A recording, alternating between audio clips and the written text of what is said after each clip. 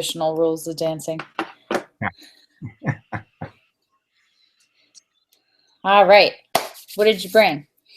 So I've got 5 images. Let's see where we can find them. Not that one. What time is it for you right now? It's 6:15 in the evening. Okay, we're not too far apart then. No. So you got the first image up? Yep. Cool. So a little bit of background here. At the level 14 critique, there were a few things we talked about, which were at that point I'd done very little Photoshop work, and in fact, only one of the images I brought had any Photoshop in it, really. So you gave me a couple of challenges here, which were, first of all, try and recreate a favorite image by another photographer and show 5 different treatments. So I've done that. Okay. And the second one was taking out what seems to be my theme of kind of trending towards fine art and the fly in the ointment. Can I do that with things that aren't people? Can I make them bigger? How big can I go with them? So out of the pictures we've got up here, 4 of the 5 have used Photoshop. 4 of them actually are still fly in the ointment, but increasing in size. The last one here tries to pull a lot of things together in one go. With all of these, I'm trying to be consistent with what seems to be my style. Okay. Which sounds like a huge amount to me, but let's see if I got there. So the first image. So I was in Western Canada in British Columbia a couple of weeks ago, and spent some time on the highway going down to Vancouver, looking around for photo opportunities. And this area caught my eye. It's a little bit off the highway. It's actually the entrance to a quarry, which is why you've got the red sign in the middle. And that caught my eye because you've got this beautiful mountain landscape, young trees, old trees, obviously high mountains with snow in the background, this great big rock just sitting there in the middle of the screen, and this tiny little red sign. And I took this as part of what for me was a little photo series of man in the environment, but with a twist where the man part of the environment is kind of dominated by the nature and the surroundings, made it small. So the sign's kind of difficult to read, which is why the title here is just quarry. And you're looking around, you can't even see a quarry, but you can see a great landscape, I hope, which is ruined by this red sign in the middle. And that's kind of the whole point. Well, I think if that's your point, you succeeded.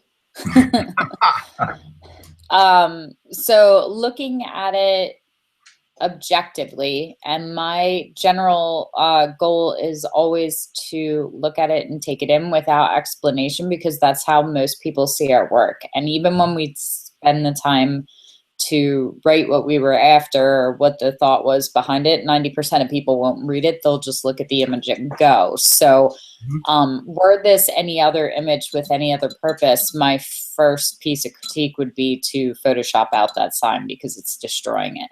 Yeah. However, if the sign is the point, then I think that the composition works really well, and it definitely does stand out and pull you towards it.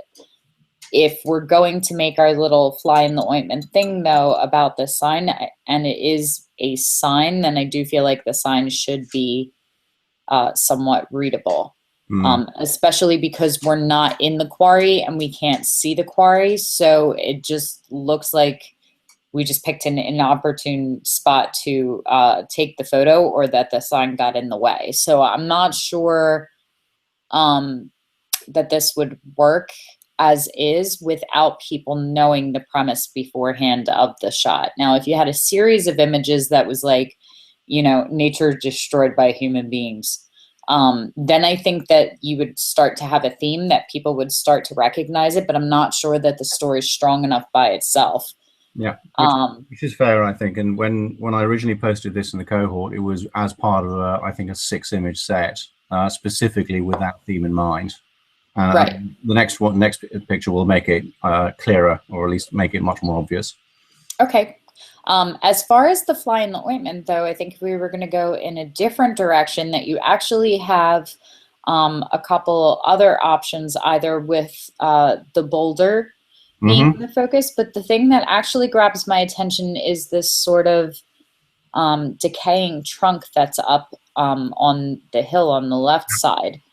Um, Everything else is so vibrant and in these green and blue, yellow kind of hues, and the gray and the white and texture from that kind of draws me away. So I actually think that that is an interesting spot to focus on for the story and would actually work even as a vertical image. So if we took it and just sliced the image in half and made it more of a portrait shot, I think that there's something very unique going on there that you might not have quite caught because you were focused on the sign. But that is what grabbed my attention as the visual element or fly. Okay. I love the composition and I love the background.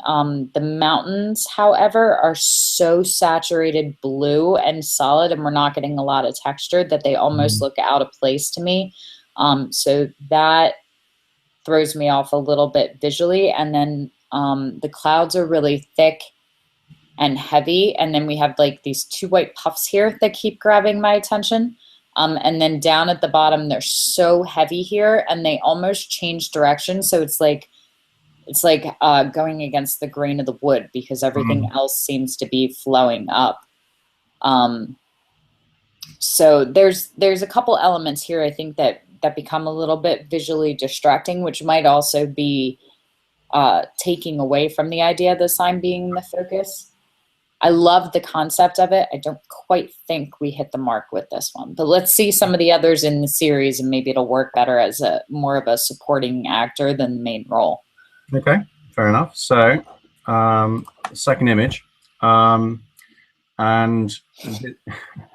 so the fly in the ointment's becoming bigger. You've got these electricity pylons on a bluff in the middle of this huge valley. But the interesting thing I found about this is for me, although they're prominent in the landscape, you've got these cables draping across, which, you know, as a photographer doing landscape, you'd normally try and avoid like crazy. I still found that the mountainside, the natural environment dominated here, and the pylons and the wires actually look extremely fragile, which for me was the whole point of this broader series, that the parts man make are fragile. They will eventually vanish, and all that will be left is the nature sweeping back in. I like that message, and I think that it works here. I'm not super fond of the way that the mountain is cutting in and through the one. I think it would have been a little stronger if we could have found a different angle where they were both featured up in the skyline, because it's so they are so fragile and they're so thin that I feel like the bottom half of the one kind of gets lost in the trees a little bit. Okay. But I do like the message and the thought.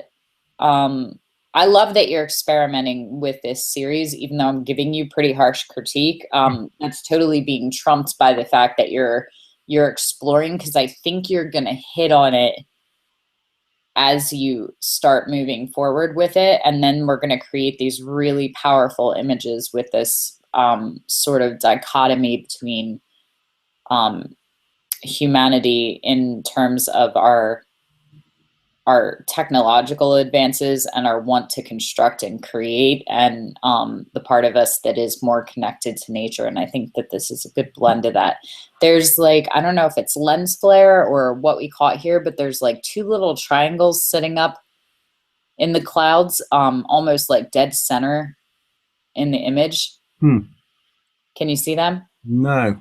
Okay, so if you follow the top cable yeah, on the left. Oh, well, now it went away. Maybe it was something. Okay, maybe it's just your mouse then. okay, I got it. Yeah. Okay. For some reason I was only seeing like just the edging of it and it was looking like triangle. I was wondering if we caught some kind of lens flare. Okay, well then never mind. So I like that the trees sort to they almost look like they're storming the wall a bit, because we have this Mhm. like this mountain in the center, but it's very stone and sand and dirt, and sparse. And then you have all the trees kind of leading in towards it with your lines. And I do like that element of nature sort of reclaiming its hold, which I think adds to the fragility. You're loving on these like kind of overcast, cloudy background day skies, though. I'm not sure that I'm a huge fan of it, but I'm not a fan of it either. So That's just an artifact of the it's the way it was at the time. With a blue, but to be honest, with a blue sky or light clouds, I'm not sure it would work.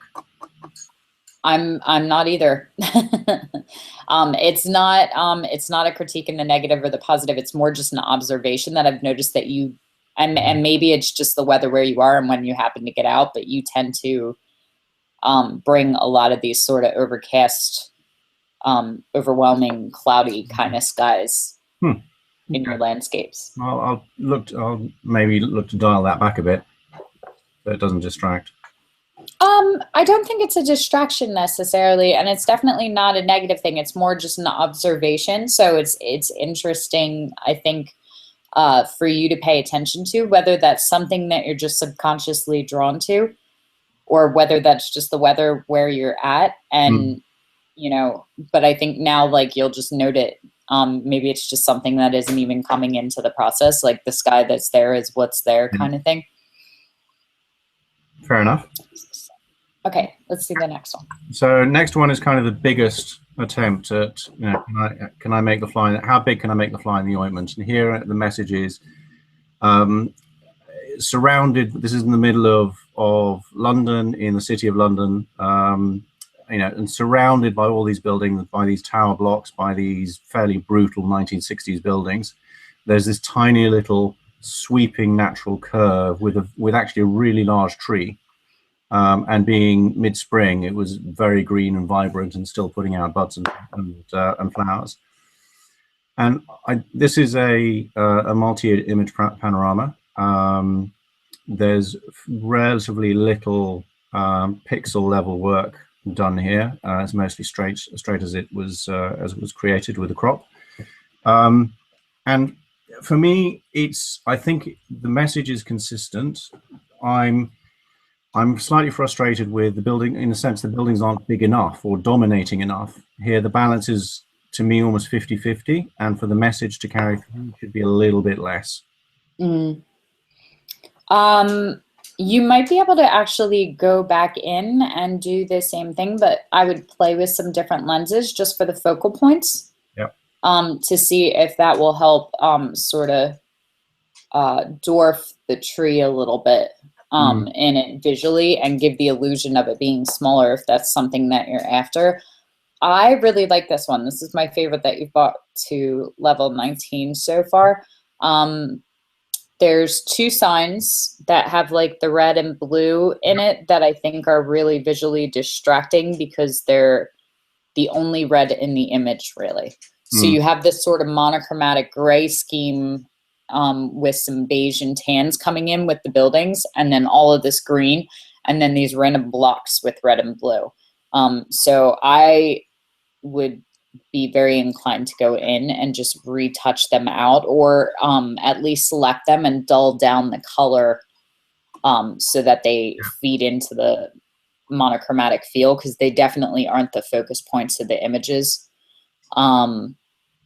If you were doing landscape and city travel work, or if you were doing a commissioned piece for the Museum of London, then I like this sign. But I'm a big believer that anytime that there's letterings or words, because we're literate creatures, we want to read it. We have like the innate need to go read the words, which can distract from the image overall. So if we were creating just for the sake of this statement, I'd be interested to actually take the lettering off and just have the buildings themselves there and let them kind of speak for themselves.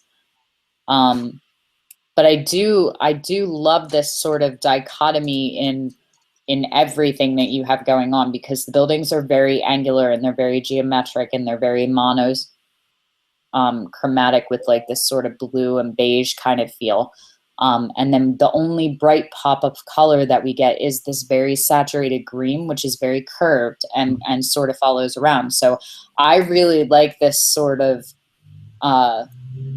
nature versus progress battle going on and waging here, and the tree sort of becomes the heart of the city, which I think is really neat. So this one's definitely one for me. I like this one overall, but if it was a fine art print, I think it becomes about the Museum of London as opposed to about the message of the image because of the text and the writing. So I think if those two blocks came out and the lettering came out, it would be much more saleable as a fine art image. Fair enough. Okay, I'll take that.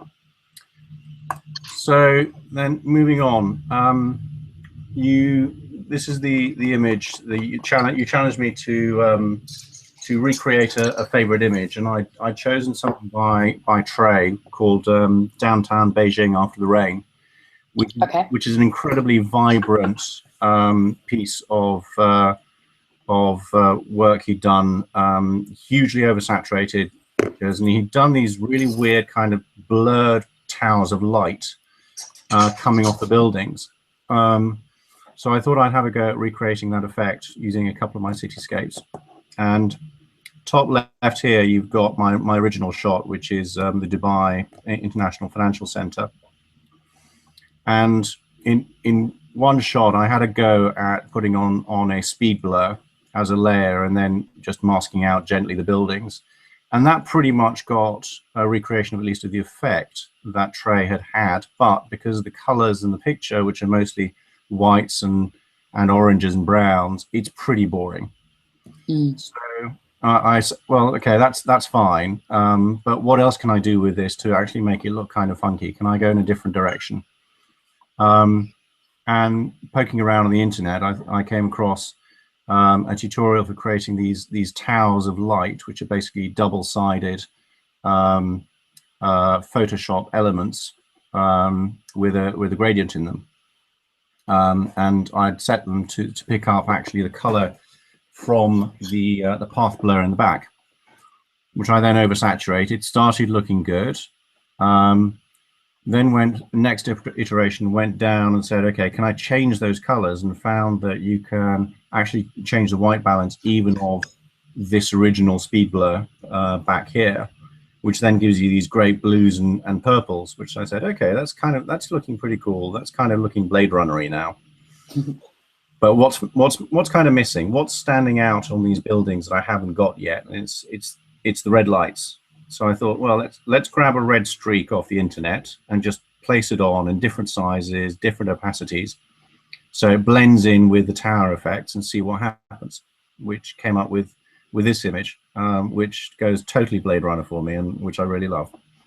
Okay. So this was all the progression of working on the same image, or are these 5 separate attempts at working on the same one? All progressions. This was a single progression. So the original image and the 4 next are the single progression over the space of about an hour and a half.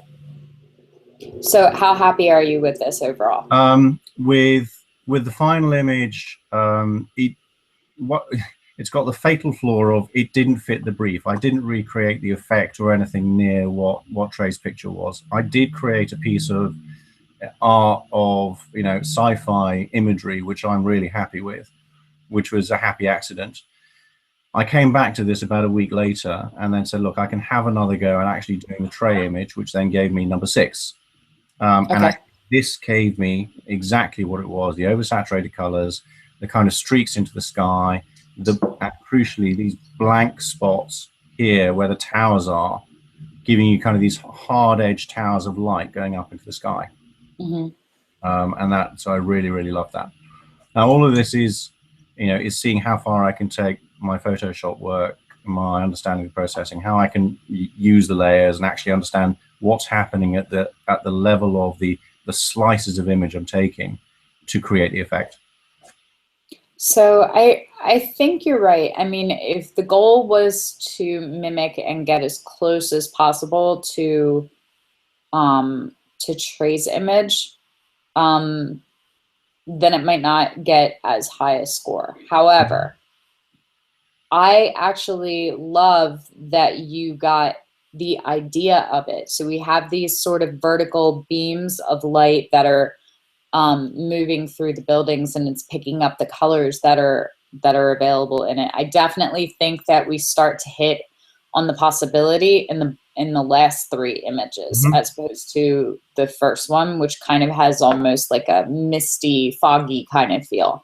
Yeah. So I like the more linear, sharper look of um, the streams of light.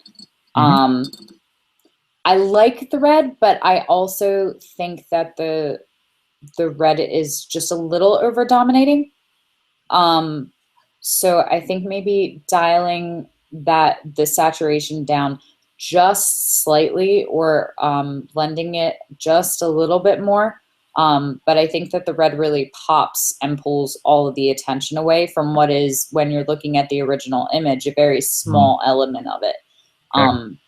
But I like the concept of it and the idea. And if you look at the sixth image, and the sixth one is Trey's, right? That's what we were going off of. No, that's actually mine.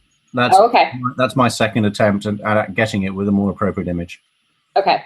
Um, so if you look at the sixth image that you did, you have this sort of blue that sort of flows throughout the entirety of the image, and Hmm. then feeds into the green and the red. So it's got much more of like a visual flow Yeah. on the colors that almost looks like a gradient from one side of the image to the other.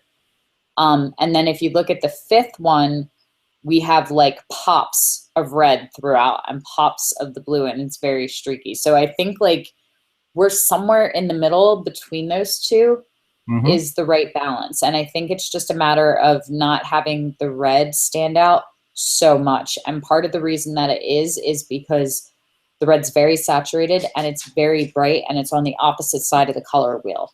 Yeah. So so we're putting very stark differences in color in competition with each other, as opposed to the fourth one where we have sort of the white light at the bottom and it flows in a little easier. So I think you're close, and you know the trade-off is going to be like the red coming into more of like violet before it hits the blue, I think, so that it'll transition a little more naturally.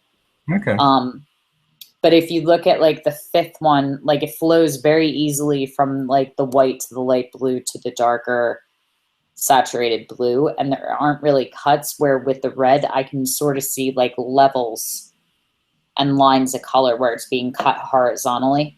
Okay. Does that make sense? Yes, I do. It's You're like, no. kind of setting, no, it's kind of setting levels where they start. No, I get that. Yeah, so I think you're like 90% of the way there. My favorite is actually probably the fifth one. Okay.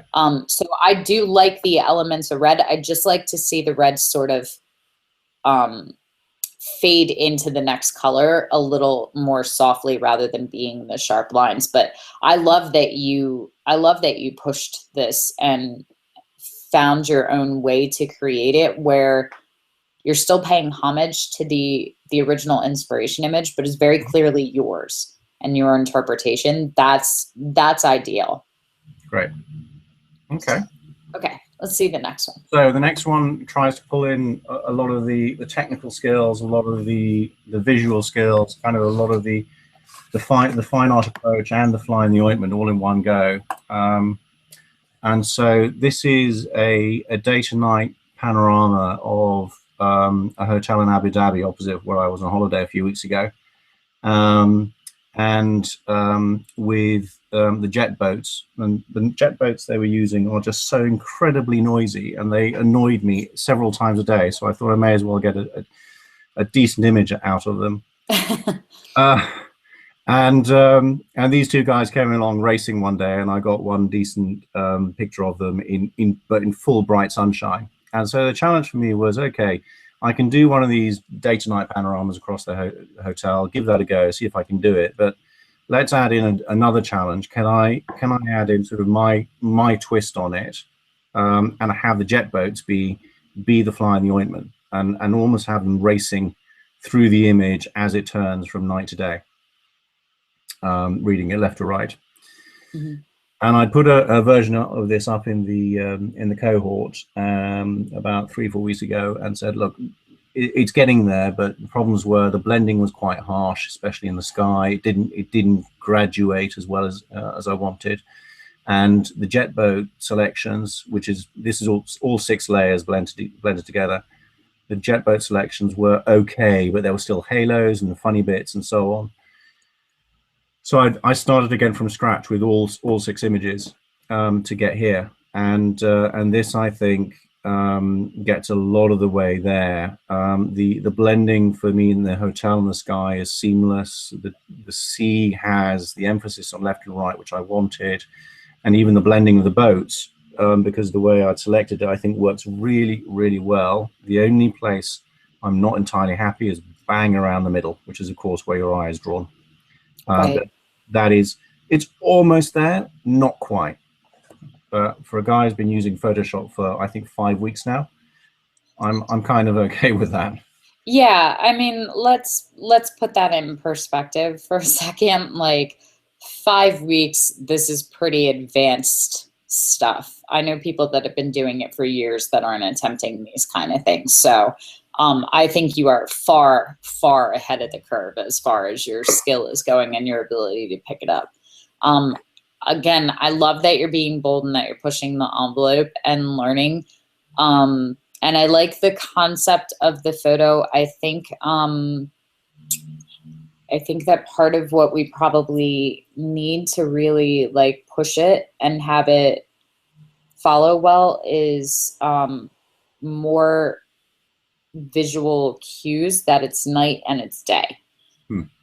So if we had shot it really late and really dark, and we had some, or even, even if we're compositing and including elements of stars and the night sky, if there were more lights coming through the other building because it's night, I think that would work. And we have it a little bit better, like all the way at the edge, but it fades so quickly. Yeah. And this one's going to be really harsh, but it almost looks like we caught some sort of shadow on the lens or something more than it does night to day. And some of that is the visual elements of the sky, particularly, I think, because it's a plain sky and there's no elements, because we think daytime, sunny, blue sky, big white puffy clouds, and we don't have any of that. We just have this fade going from white to blue to like a dark desaturated blue. So it more looks like a light to dodged vignette on one side than it does night to day specifically. Now, I do think that you actually did a really good job in the water. And part of that is because the story is being told, because we're catching the reflection off the lights of the hotel in the water reflection below. So we get that sort of warmth over on the night side. And then we get the sky reflecting before, but the jet skis are cutting through, but still matching the colors. Yeah. So I think that works really well. And it also might be easier for you to attempt this again with something that you have water that's maybe a little bit stiller. Yeah. Or that you're shooting a little bit closer so that we're getting a better reflective surface underneath, so that you're really picking up the lights, because the difference is you'll pick up the lights from the building being the light source at night, and from the sun and the sky during the day, which you can see like on the outside. We can see the way that the light hits the water once we get past the edge of the building, and the way the light hits the water when we're in the building at nighttime because of the warmth and the incandescent colors. So I do like this idea. This is something that I would like to see you play with again and do a second attempt. But again, for the very first one, I think you're doing just fine. Cool. All right. Awesome. Is that all of them? That is 5. Yay. Okay. Well, then you can stop the screen share. All that. And we're moving you to Sphere 2 with flying colors. How are you feeling? I'm feeling pretty good. This has been a very quick journey. Yeah. Only started in February at 0. So Yep. you gave us our own challenge with you moving up as well, and wanting us all to get into Sphere 2. So it's required a lot of work and thinking on my part, but I've enjoyed it. I've really enjoyed it, and I'm so pumped to be going forward. Okay, so Sphere 2 operates totally differently. So the foundation spheres are, everybody has the same assignment and does their interpretations at different levels. In Sphere 2, each of you have your own sphere. So your 10 levels are totally different than anybody else's that's in the foundation. But then we do like weekly challenges, or I'll put up things that everybody can compete in. But it basically, I liken it to a tree a lot. Like the foundation spheres are when we root and we grow the trunk. Now we're all branching out into whatever our goals are. So what is it that you would like to focus on, and what would you like to see in Sphere 2? I think I want to 2 things. I want to work harder on the fine art element of my photography. Out of everything I've done, getting something that is kind of pure and whole and standalone and communicates with the viewer and gets a real emotional response and what makes them want to look more, really works for me. Okay. Within that, the fly in the ointment element, can I give a twist to the picture so it's not just a great landscape, it's a great landscape, but why is there a thing there? Is it part of the story? Art. Maybe it's not, and it could not be landscapes. It could be other things. It just so happens landscapes kind of don't move very much. You've got a lot of time to photograph. Yeah, I agree. So we're going to stay more towards the art side and working on the photography and the Photoshop, as opposed to any kind of like marketing or business or social media. Yeah, for me, because I've not, we've touched on before. This for me is a hobby, and trying to discover more the artistic side. I don't have, and I don't want to be more on the business side. Okay. So, which is great, and I know there are others in the cohort who are totally trying to either make or improve business with it. Not what I'm looking to get out of it, but so far I'm getting exactly what I want, and I want to carry on exploring that.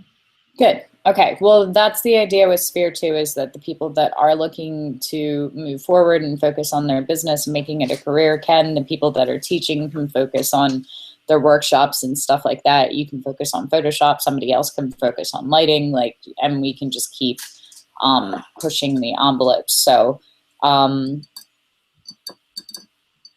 what do you think is your biggest area in need of improvement, or what would you like to continue focusing on? Would you like to stay more in the retouching realm, or is it photography? Is it a blend of the two? I think it is. I think for me, the photography takes the lead. It's about what can I capture in camera? What can I compose a picture which immediately attracts you, draws you in, and then using Photoshop to enhance the relevant parts of that. I'm watching some of the critique videos about people doing compositing work. I mean, it's fantastic, but is recreating things that didn't exist is not where my interest is now, at least. The last Okay. image I had in my portfolio was, it was time bending. I'd think of it rather than just recreating something that didn't exist. Okay. I like it, and it's good because there's elements of both. Like you're creating a time that didn't exist, but the place does, and it exists in both those times. You're just finding the convergent point between the two, which I think is really neat. I think that it would be interesting for you to spend part of Sphere 2 in the beginning only showing images out of camera, Okay. and stretching stretching your legs and your artistic muscles as far as what creates a really outstanding photograph, as opposed to an image or an art piece. Because most of us now, we're image creators. Like we create as much on the computer as we do in the camera. So I think for you, one of the first assignments would be to go and maybe find, say, 20 images that move you Okay. and are really exceptional images. But the trick will be to see how difficult it is for you to find them with very little retouching. Because like you pulled one of Trey's images for the first one. Some of his images, when we sit and talk to him, have literally hundreds of Yeah. layers. Yeah. You know, so it's interesting to consider what the original image might look like. And a lot of people might be like, oh, I can shoot like Trey does. You know, and I'm the same way. Like a lot of people are like, oh, I wish I could shoot like you. A lot of people do shoot like me. They just don't edit like me. Yeah. So it's that trade-off. So if you learn to take exceptional photographs and then you keep pushing the boundaries with your photography and learn to edit exceptional, and you're putting exceptional with exceptional, Mm-hmm. you know, the student is going to surpass the teacher and the owner of the arcade very quickly.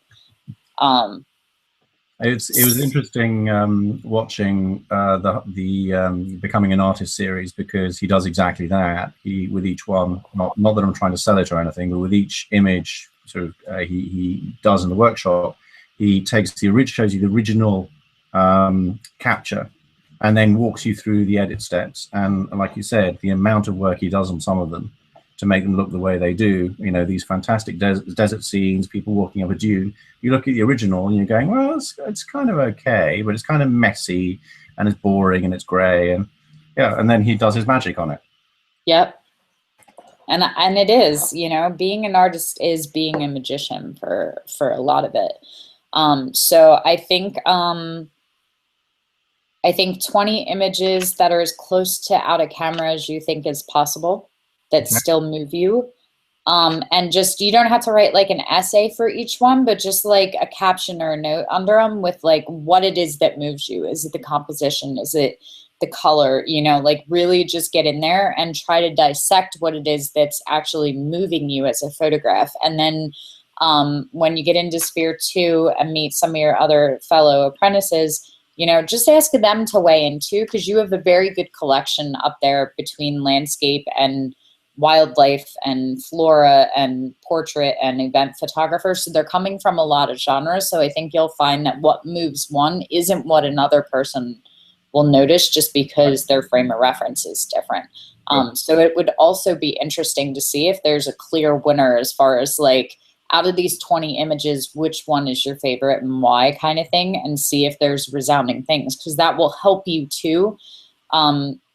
If there's a resounding favorite, and out of, you know, all the people up there, 18 of them say, yes, this one, then it'll help you understand what it is that does move people and connects them to the photographs, which is the first step towards taking those exceptional photographs. You might also find that people will be attracted to one that come from a certain genre of photography or background, or an age, or a gender. You know, there's all these different frame of reference points we have that transcend outside of our artistic backgrounds. And those are all things that connect people as well. So that'll be an interesting process, I think, for you to just sort of start to research and understand what it is that is creating those ties that bind people to different imagery. And then I think creating a series of your own images out of camera and seeing how close you get.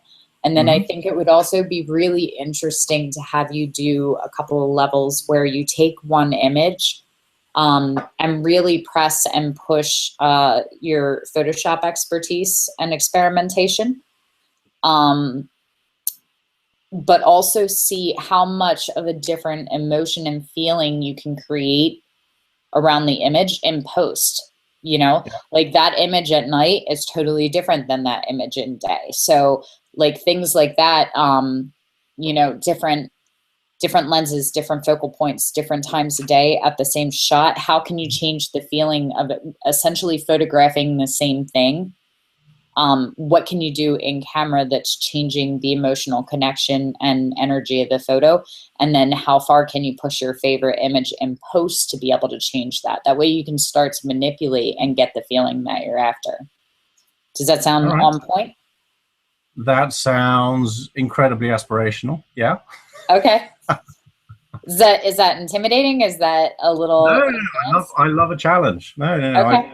Give me something to run at, and I'll run for it. I've got a couple of in the next couple of months. I've got a couple of big events that I'm going to be shooting. One is potentially in a Formula One manufacturers behind the scenes, Nice.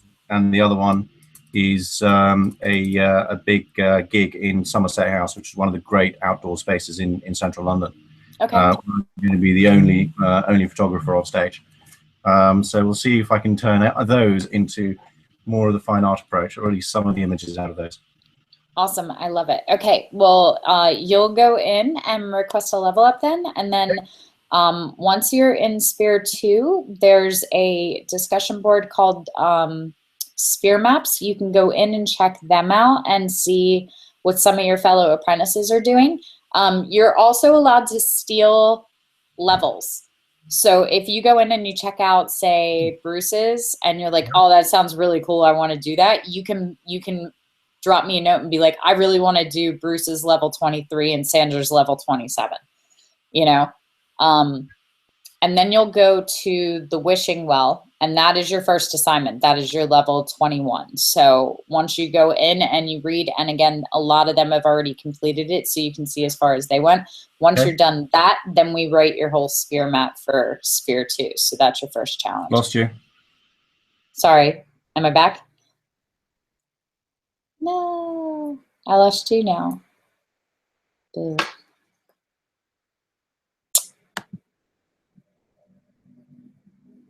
Oh. Okay, well, we were just about done anyway, so you can catch it on the rewatch, and I will message you after. Let's call it a day.